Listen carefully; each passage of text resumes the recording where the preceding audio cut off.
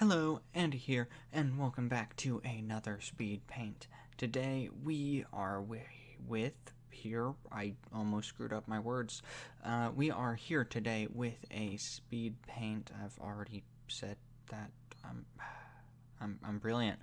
Of Kipo, the Age of Wonder Beasts, fan art type deal.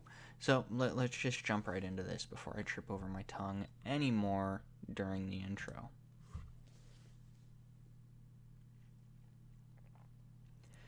So today we are drawing it in a bit of a different format, I suppose you could say.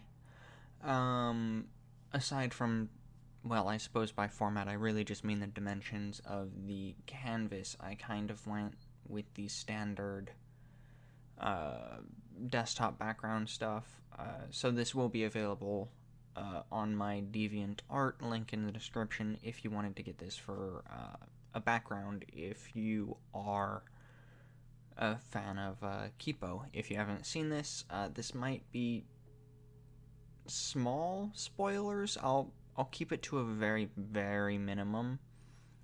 Other than the fact that you'll probably see things that might be slight spoilerish, like the existence of the creature I'm drawing, for one, but I don't necessarily think that's a major spoiler. I think that that's just more like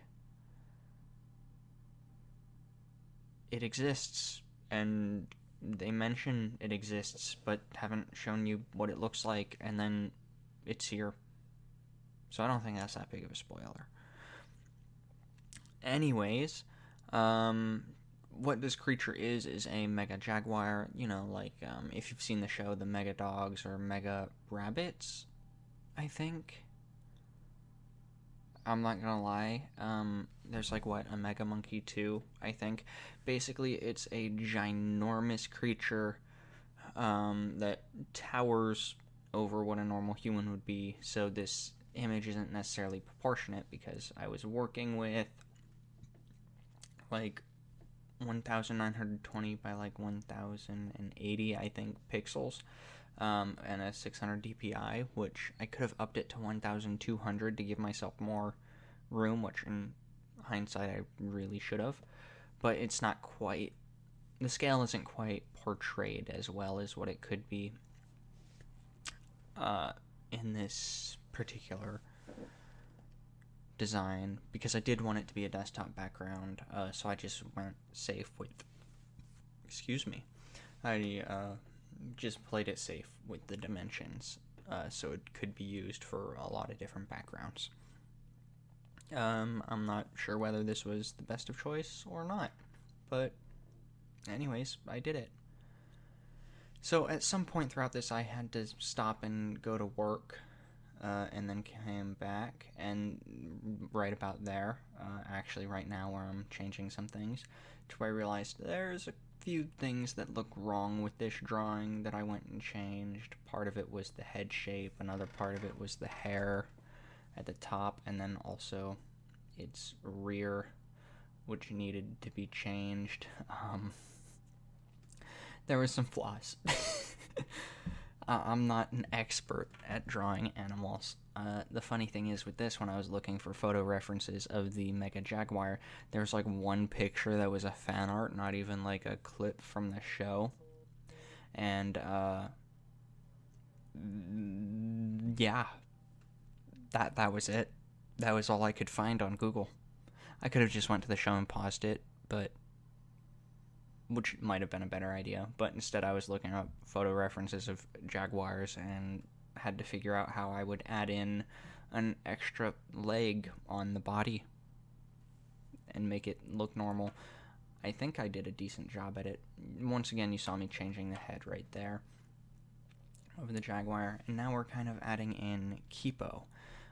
She is a lot smaller in comparison, though I don't think small enough. I probably could have made her smaller. I initially was gonna do like an arms cross kind of pose, but then I was like, nah, let's do like a fighty pose with like her paw hand, because she can get one of those. You'll figure it out if you watch the show. Um, but, and then I changed up the pose a little bit, and then I think I shrunk it. Maybe not. But ultimately, I don't think I made it small enough. To be honest, it feels just disproportionate, but also I didn't want to have it be too small to where I couldn't really work with it. Like, even with the eyes, which you'll see here in a moment, I didn't do it quite in the usual style that I did it in, and made a very cartoonified, simplistic version of it to where it's just like 2 dots and you can kind of see the eyebrows to get a base expression of the face. Right there was kind of where I put it in. It looked a bit too... Oh, okay, I did actually shrink it down, which is much better, in my opinion, for scale-wise. I eventually add in those eyebrows right there. I'm not sure if you can see it super well in the video, but it's there. And then we went on to, well, add in that last bit of background detail, and then on to final lines. Through the final lines, I don't think I changed anything too much. Throughout it, one of the interesting parts about doing this was I didn't add in final lines for the spots. You kind of saw me going through and doing that at first, but then I changed my mind on that matter and didn't do it, I suppose. But the reason that made that a little more interesting, I guess, to draw was that I had to kind of do my coloring on a bit of multiple different layers, so that way that the spots wouldn't be covered by the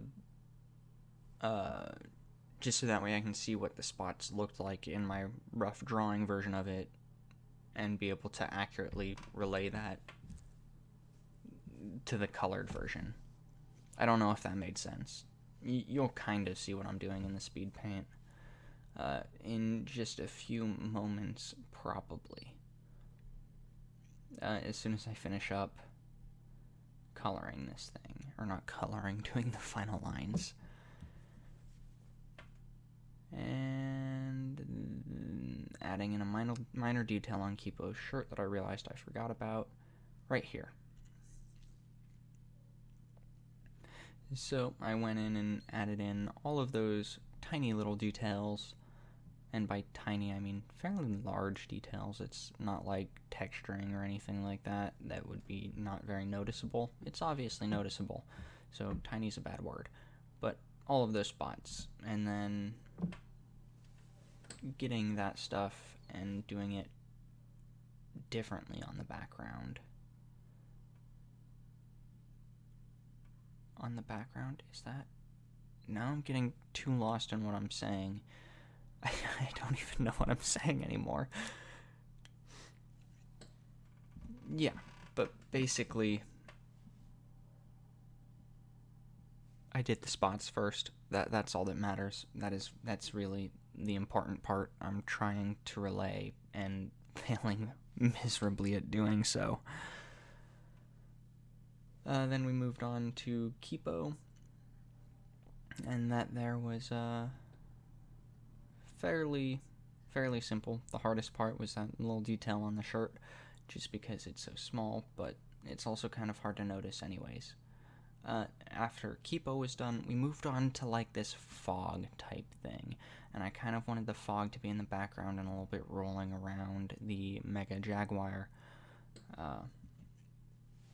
and then kind of coming forward, or at least looking like that.